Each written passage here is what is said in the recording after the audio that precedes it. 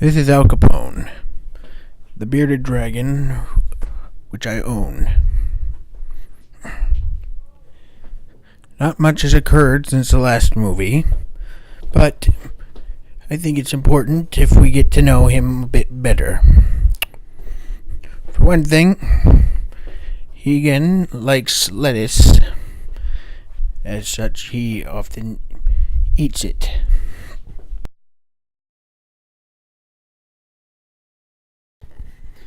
Now, Mr. Al Capone here is actually quite the calm lizard, never really getting into fits of anger or rage, which is why instead I am going to show you a picture of one of his brothers in a angered position.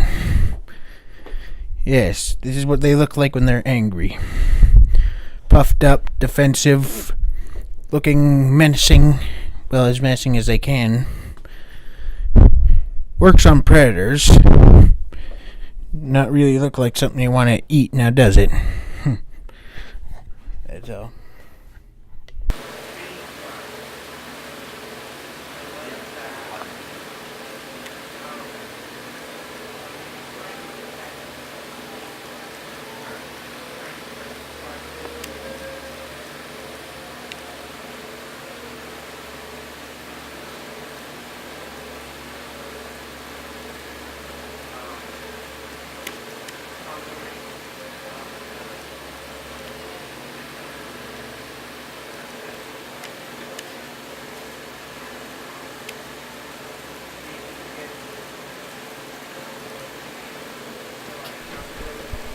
Now, Al Capone hasn't always been mine.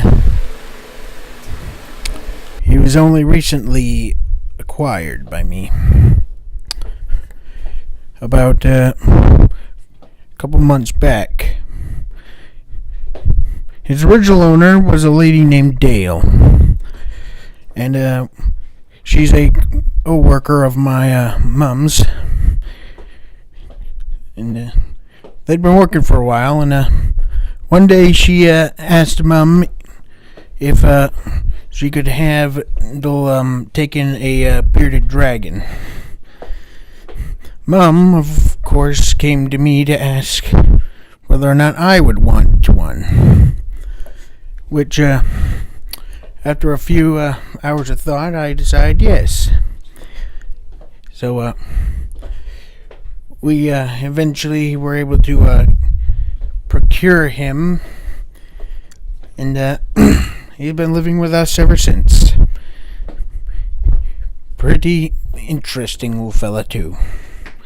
But let's get back to his owner. We were able to get her to agree to an interview. I was even able to bring Al along with us so that she could see how he's been doing. And here she is. Meet Dale. Well, he is one of the 3 of our bearded dragons that we had. We got him through a friend who operates a pet store. Another couple had brought him into the pet store because they didn't want him anymore. And we went in shortly after he arrived and played with him, and he was friendly and easy, and my son really wanted him. However, we have 2 females in the home, and every time he saw the 2 females, he'd get all stressed out, and we decided that it might be better for him to be in a less stressed environment. And I asked Greg's Mom if Greg would be interested, and he was, so he went to live with Greg. He looks great. He's relaxed. When they're not relaxed, they get all puffy and they'll change colors. Okay, that was Dale.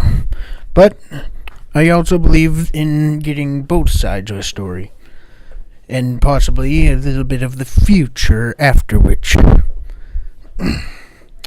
So, this is my mum giving us her take on the whole experience. Here it is. I'm Greg's mom, and when I was at work one afternoon, the girl, my coworker, asked me if my son might be interested in a bearded dragon that she had. So I told her to let me find out and I'd get back to her. So I asked him and he said, yeah, well, we'll see how that goes. So I had her write down everything to feed him so that I knew that we wouldn't change his diet at all, and that she said that you have to have different lamps, they have to be warm. And so I drove over to her house after work one day and picked up Al, the bearded dragon, and the tank that they gave us, and a list of things to feed him. He likes vegetation and lettuce. Made sure to say not the iceberg lettuce because it's full of water, and different things like that so that we care for him properly. And so once we got that set up, then we realized that we needed to have a spare tank. So I looked on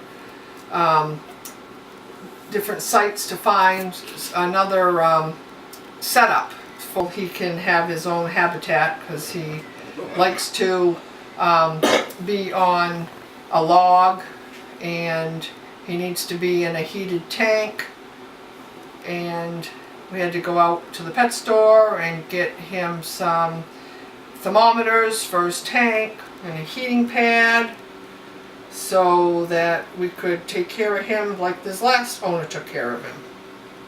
So this is Al, and hopefully he's going to live a long and happy life.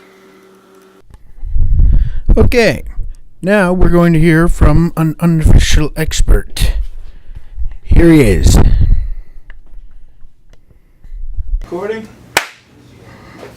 Bearded dragons were introduced in the U.S. in the 1990s.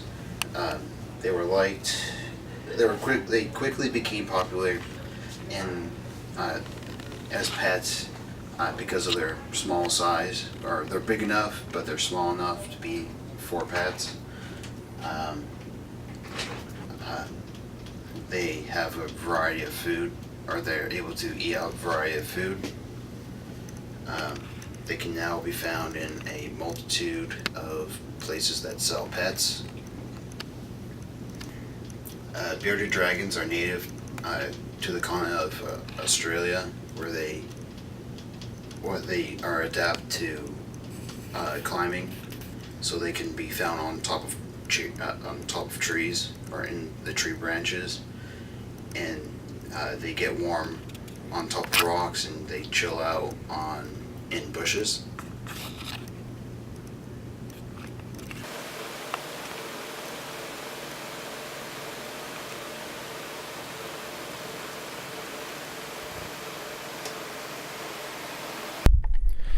But yes, again, as our expert was saying, bearded dragons are quite loved pets due to the fact that they are calm, have docile natures, aren't overly aggressive, and are smaller than a house cat, which means that they aren't really inconveniencing anyone by walking around, unless you need to watch where you step.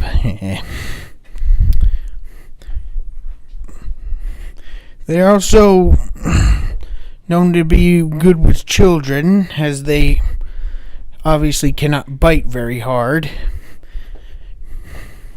even if they are enraged.